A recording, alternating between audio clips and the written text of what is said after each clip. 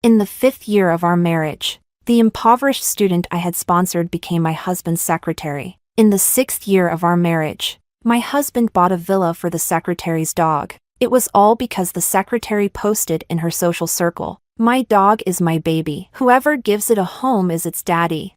Within 3 days, the secretary posted a photo in her social circle. It was a photo of a man and a woman's hands holding a white Samoyed.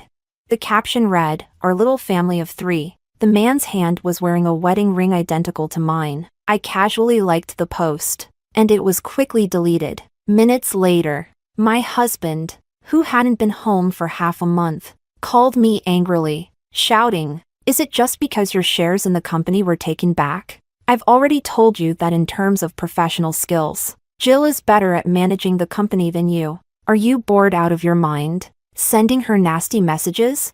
I could faintly hear delicate sobs in the background. I was confused, and before I could explain, the call was abruptly ended. Half an hour later, Jill posted again in her social circle, flaunting the contract for the shares that had just been taken from me. The caption read, "If he loves me, he will give me everything he has. If he doesn't, he won't." At the end, she painstakingly tagged me. I smirked as I took a screenshot for evidence. So young and impatient. She doesn't understand that in the face of interests, love is insignificant. Chapter 1. When Larry called suddenly, shouting at me, I was contacting the best lawyer, preparing to file for divorce. Just 2 weeks ago, Larry took away my 20% stake in the company, citing my illness. He claimed it was to let me rest well and not worry about the company. But then he turned around and bought a luxurious villa for Jill's dog. The bank card was with me, and the transaction notification was sent to my phone, leaving me stunned for a few seconds. He spent millions without batting an eye. Yet, half a month ago, when I asked him for $5 million to buy a special medicine that could increase my chances of recovery, Larry refused without a second thought. He said, looking troubled, "Sally, you know the company is in a tough spot right now. If it weren't for massive layoffs, it would be in a financial crisis. In this situation, where can I get $5 million to buy you special medicine? You need to bear with it." With that, he grabbed his coat and left. He didn't come back for half a month. From that day on, Jill's social circle updates 8 times a day, never ceasing to show off her happiness. I looked at my phone expressionlessly. Through Jill's posts, I saw Larry at the edge of the frame, with a relaxed, pampering smile on his face. I could see that Larry had made a home in that villa. They went to IKEA together, buying lots of furniture, beddings, and cushions. My heart grew colder. A month ago, I was diagnosed with a rare disease that prevents any wounds on my body, or else the bleeding won't stop. The doctor said this coagulation disorder is a complication caused by the rare disease. If I bleed too often, I will lose my memory and forget many things. I don't want to forget. So I stayed home, avoiding any accidents. I even lied to Larry, saying my illness might lead to paralysis, and I would need his care for the rest of my life. I thought he would, like 6 years ago at our wedding, firmly say, whether in poverty or wealth, in health or sickness, I will always protect you. But his expression was indifferent. He silently smoked cigarette after cigarette on the balcony. In the end, he only said, "Sally, I won't divorce you, but I need someone to accompany me for the rest of my life and want to have a child. You can't stop me from being with someone else." Chapter 2. The person Larry mentioned was his secretary, Jill. Jill was a poor student I had sponsored for 5 years. She was always grateful to me, visiting me during holidays, and kindly calling me Teacher Dong. After graduating from college, she couldn't find a job. I reached out to my friends and helped her secure a good position. When I introduced it to her, Jill sweetly said, "No need. Teacher Dong, I already found a job. I'm Mr. Lee's secretary." Right in front of me, she affectionately held Larry's arm, smiling innocently. The smile on my face gradually faded. My gaze slowly shifted downwards to the hand that was holding my husband's arm. Larry noticed something was wrong and gently pushed her away, explaining to me, "Sally, Jill just graduated this year. She doesn't know much. She's still a kid. Don't take it to heart. But this kid who doesn't know much intentionally got Larry drunk at the company's annual party and took him to a hotel room. That night, I waited for him at home and didn't sleep a wink. They spent the night entangled in the hotel room. The next morning, Jill called me. Teacher Dong, Mr. Lee got drunk last night. I took him to XX Hotel. Please come and pick him up. I took a taxi to pick him up, opened the hotel room door, and saw Larry lying on the bed, shirtless, with hickeys all over his neck. Jill feigned innocence. Teacher Dong, Mr. Lee was drunk last night. He mistook me for you. It's all my fault. I don't blame him. Furious, I slapped her. Larry rushed over to shield her behind him. Salome, why are you making a scene? Last night was an accident. If you want to blame someone, blame me. Why hit Jill? She's just a secretary. But he didn't see it at all. The little secretary he was protecting was covering her face and secretly giving me a provocative smile. Chapter 3. I shook my head, trying to clear these messy memories from my mind.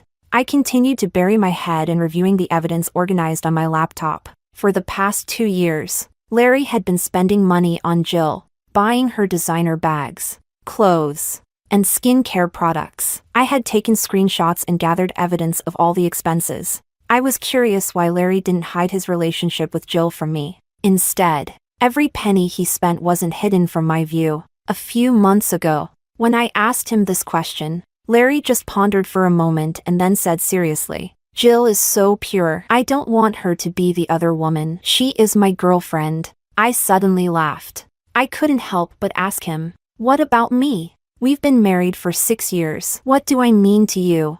Larry always looked at me with a pitying gaze, so pitiful it was almost heartless. Sally, you're sick. You can't be with me for the rest of my life. I know you love me, and you wouldn't want to see me end up alone. You'd want to see someone love me, right?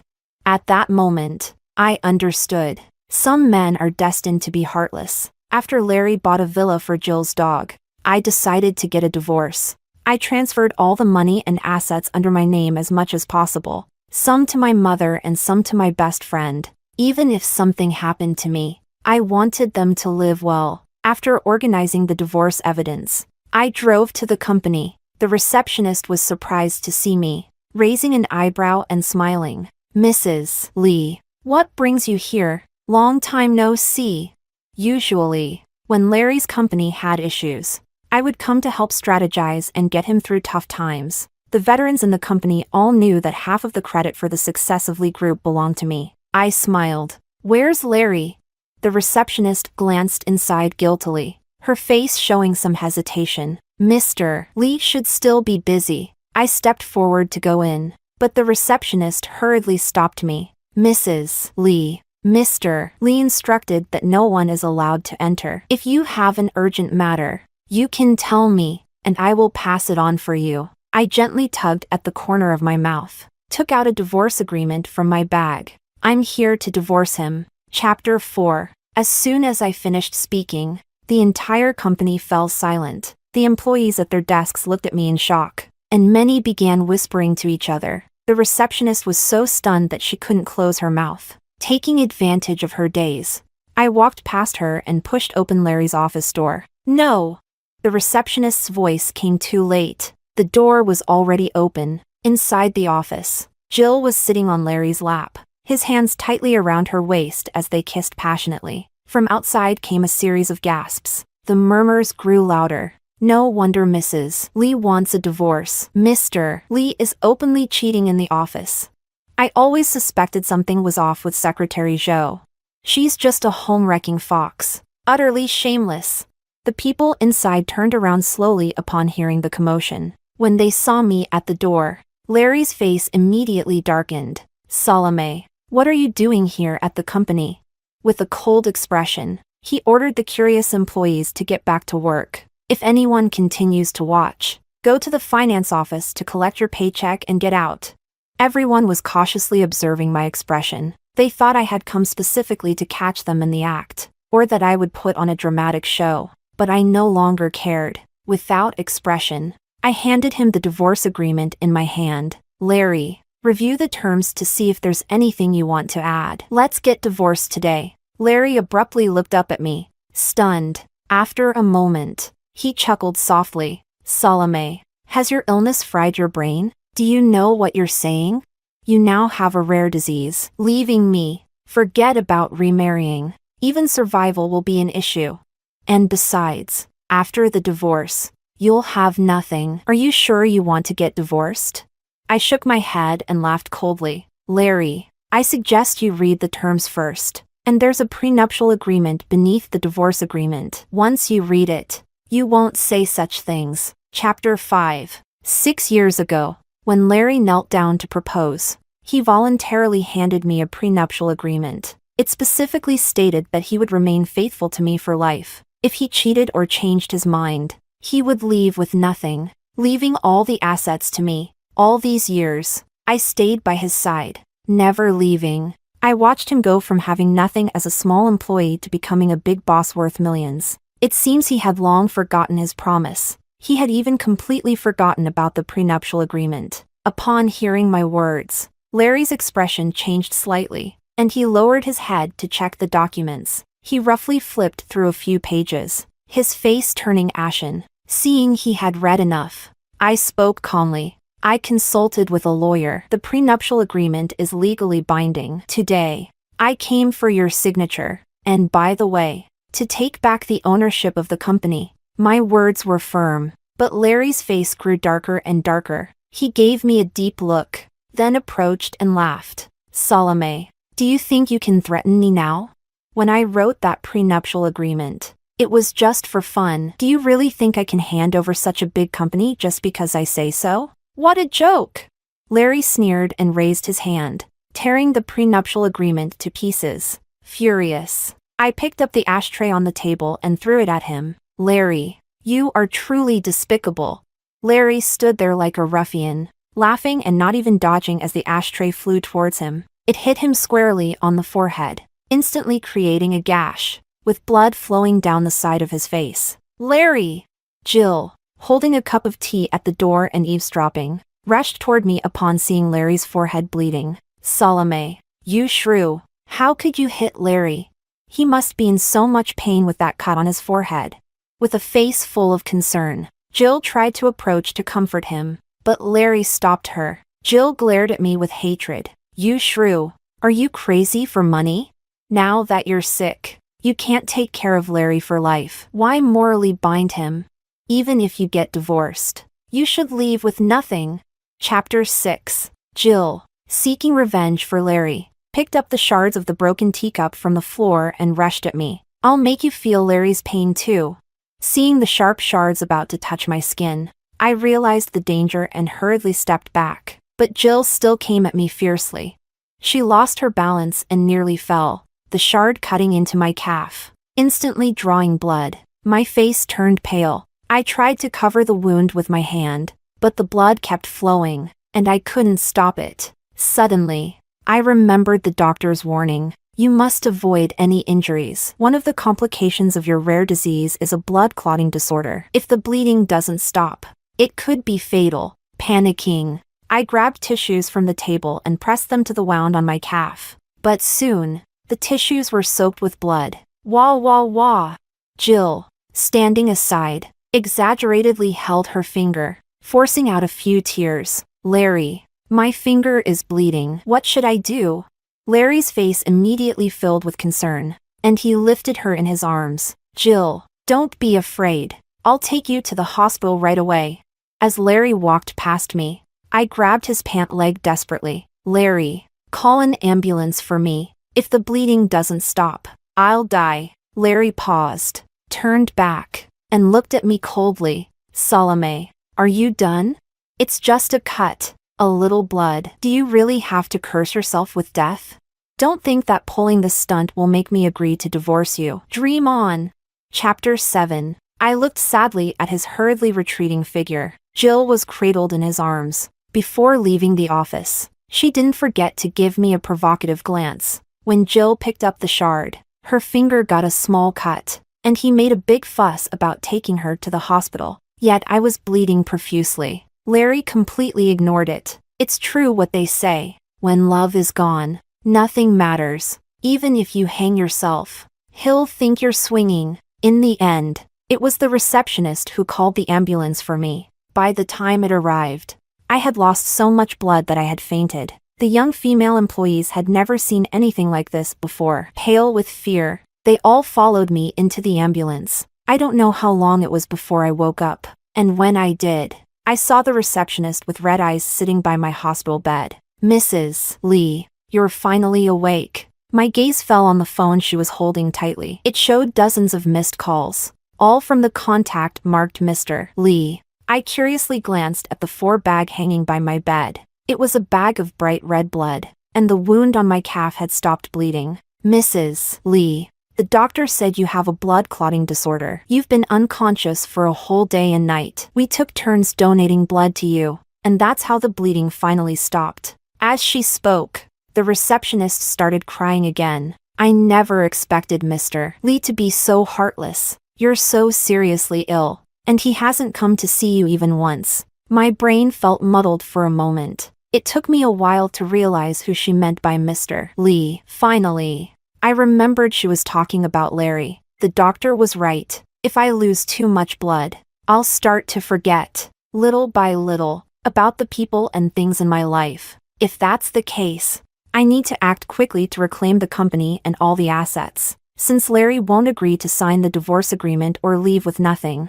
I'll have to take the legal route. Chapter 8. Over the years, Larry has spent a lot of our joint marital assets on Jill. I intend to reclaim all of it, even if it was donated.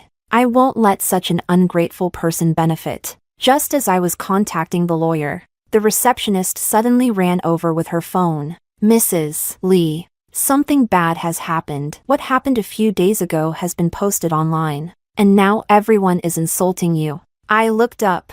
There was a video of a few seconds on the website. It was the scene where I went to the company to find Larry and, in a fit of rage, threw the ashtray at him. The caption said, "This woman is heartless, suffering from a serious illness. Her husband stays by her side, but she is greedy and insatiable. Not only does she want a divorce, but she also wants him to leave with nothing."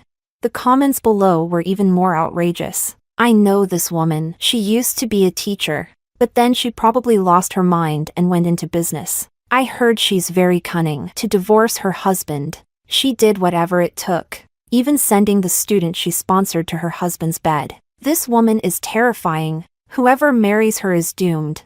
It was clear that someone had hired bots to smear me. I took screenshots of everything. I sent a copy to the lawyer. I stayed in the hospital for 3 days, and on the 3rd day, I advised the receptionist to stop staying with me and go rest. She felt sorry for me being alone, but she didn't know I had long been accustomed to it. I remember 2 years ago, on our wedding anniversary, I wore a dress Larry had given me. I thought he would like it, but he looked at me with disgust and pushed me away. "Salome, do you think you're still in your 20s? Aren't you afraid people will laugh at you for dressing like this?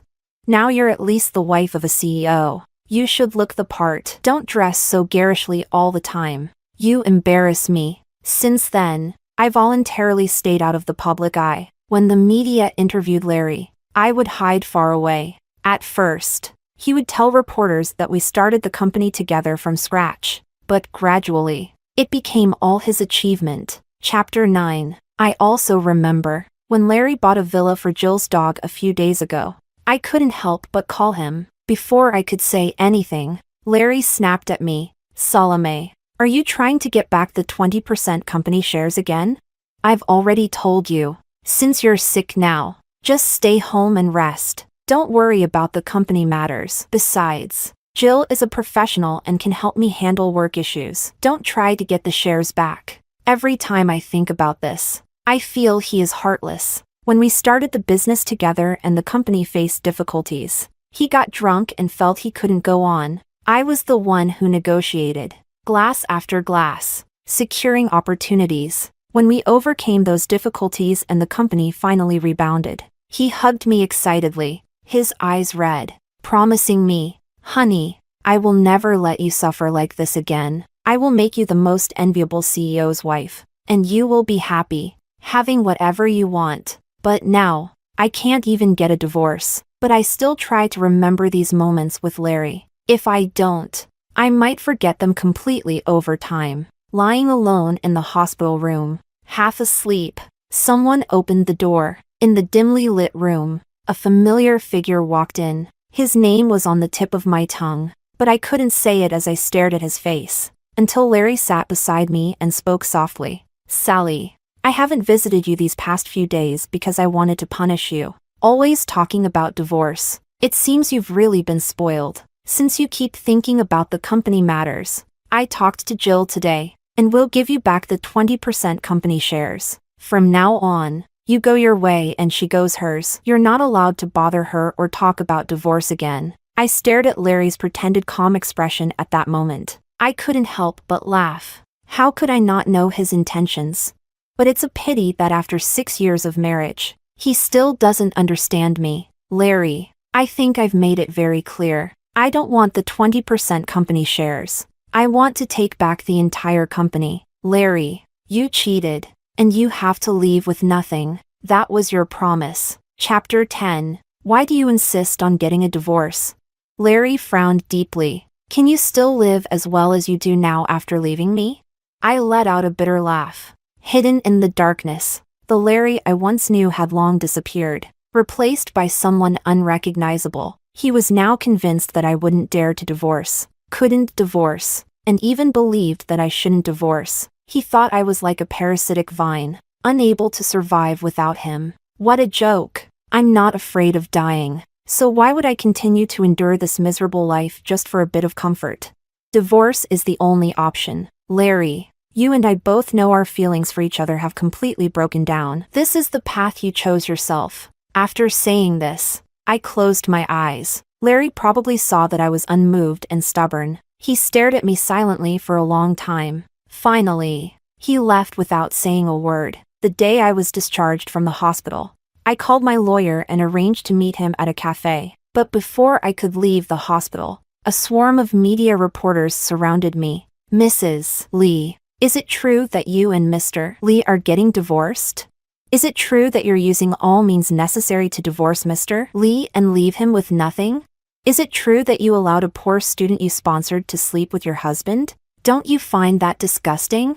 Microphones were thrust in front of me. Suddenly, I felt dizzy. "Please move." I tried to push through the reporters, but they only crowded tighter, giving me no way out. Someone pushed me hard. My hands and knees hit the ground, and blood started flowing. The dizziness intensified. I could only feel hot streams of blood flowing continuously from my hands and knees. There were gasps of horror around me. Blood. So much blood. Chapter 11. All I could see was blood. I was drenched in blood, as if soaked in a pool of it. Amidst the chaotic sounds of panic around me, some were calling for an ambulance, while others were trying to disperse the crowd. I felt strangely calm, thinking that dying like this wouldn't be so bad. There was just a bit of regret. I hadn't managed to divorce Larry. Even in death, I couldn't be a free, wandering spirit. Suddenly, the crowd parted. Someone was running towards me frantically. "Salome!" A nearly hoarse voice almost burst my eardrums. I couldn't help but look up, curious to see who was making such a loud noise. But no matter how hard I tried, I couldn't see his face clearly. Larry's face was frantic, his breathing quick. "Why is there so much blood? Salome, you can't sleep. Wake up!" Someone was furiously pinching my face. I found it very noisy. I wanted to push that person away, but I had no strength. My hands were sticky and couldn't lift. Larry, in a frenzy, picked me up and ran to the hospital. "Salome, hold on a bit longer. Hold on. We're almost at the hospital." I eventually fell asleep. I had a very long dream. I dreamt of my younger self. Someone bought 999 roses and waited at my door for 3 days and nights. My parents disapproved of him because he was poor and didn't want me to marry him, but I was certain he would treat me well all my life. Then I dreamed of our wedding. There weren't many friends or family at the wedding, but we were still very happy, feeling like we had the whole world just by looking at each other. The scene shifted to after we got married. I had been continuously sponsoring a poor student to go to college. What was her name again? I forgot. She was a nice girl, grateful, and visited me during every holiday. But later, what happened later? Chapter 12. I thought I wouldn't wake up this time, but 3 days later, I opened my eyes in the hospital again, looking at the unfamiliar surroundings. I held my head and tried to remember who I was for a long time. Where am I? Hearing a sound, the man beside me jumped up and quickly ran to my bed. Sally, you're awake. I'm sorry. I didn't know you. He rushed over to grab my hand, but I avoided him with a puzzled look. Who are you? As soon as I spoke, Larry froze completely. He looked at me in disbelief. What did you say? I was even more confused. Frowning at him, I asked who you are. I thought to myself, not only is this person inexplicable, but his hearing is also bad. Larry's eyes were red, staring blankly at me. Sally, I know you're mad at me, but please don't tease me, okay? I know I've neglected you these days. If it weren't for the media livestream, I wouldn't have known you bled so much. Sally, I'll be more considerate from now on. I'll spend more time with you. I impatiently covered my ears, not wanting to hear a single word. Who was this person? I didn't know him, and he was being so noisy. It was really annoying. I looked around. Seeing this, Larry immediately asked, "What are you looking for? I'll help you find it." My phone. After a long search, Larry handed me a phone. Sally, your phone. Chapter 13. I happily took the phone and quickly unlocked the screen, dialing my best friend Olivia's number. Olivia, I seem to have been hospitalized for some inexplicable reason. Can you come see me? And there's a strange man next to me who keeps bothering me. Please come and help me get rid of him. The more I spoke, the darker Larry's face became. Not long after, Jill also arrived. She came over and took Larry's arm. Mr. Dong, I didn't know you had a blood clotting disorder. I shouldn't have been so impatient that day. I'm sorry, but I did it for Larry because I care so much about him. That's why I lost control. Can you forgive me? Facing Jill's earnest gaze, I shook my head, looking confused. I don't know you. The two of them were momentarily at a loss. Larry's eyes instantly turned red. He suddenly went crazy, losing control and holding me in his arms. Salome, if you want to play, I can play with you, but speak properly. Don't scare me. I was so scared by him that I started crying loudly. What are you doing? Olivia's voice came from the hallway. She rushed in and hugged me. Olivia checked the red marks on my wrists and, enraged, slapped Larry hard. You're such a beast. You've already hurt Sally to this extent and still won't let her go. What exactly do you want? Larry looked up in shock. Sally is my wife. I love her too much to ever harm her. Olivia laughed coldly. She protected me behind her, pulling out a diagnosis slip from her pocket. How dare you say Sally is your wife? When she was diagnosed with a rare disease, why didn't you say she was your wife? When she needed companionship and help, why didn't you say it then? Now that she's forgotten you, you suddenly come out playing the role of the hurt man in love. What a joke. Chapter 14. Larry seemed unable to accept this fact. His face turned pale, and he shuddered all over. What did you say? She forgot me. How is that possible? Olivia, frustrated and angry, threw the diagnosis slip at his face. Open your eyes and see for yourself. Larry's hands trembled as he unfolded the diagnosis slip. It detailed my condition. After reading it, he was completely devastated. He kept repeating, "How could this happen? How could this happen? Why didn't Sally tell me from the beginning?" Larry looked at me with a face full of guilt, wanting to come over and ask for my forgiveness, but I was already resisting his approach. I just hid behind Olivia, asking her when I could be discharged and when these two strangers would leave my room. Olivia comforted me like a child. Don't worry. As soon as you're fully recovered, we'll leave. Jill couldn't help but sneer. Mr. Dong, stop pretending. This looks very childish. Larry, was she always this good at acting? Just to divorce you? Such extreme measures. Ah. Before she could finish speaking, Larry slapped her hard. Shut up. Larry's face turned ashen as he pointed to the door. We don't need you here. Get out. Larry knelt by my bedside, saying many things I couldn't understand. Finally, he looked defeated, like an old ox. Olivia, why did she forget me but still remember you? Isn't this just a show you're all putting on? Olivia laughed coldly. Do you think too highly of yourself? Do you think you're so important that the whole world needs to put on a show to deceive you? Do you find that amusing? Larry was completely silent. I didn't like him staying in the room, so Olivia drove him away. But Larry refused to leave. He clutched the diagnosis slip tightly, his face pale as he sat in the cold hallway. Chapter 15. That evening, Olivia brought me my favorite food. After dinner, can I come over to your place and play? Is that okay? I remember you said we would play the socializing game, and when it's over, you'll give me all the money, right?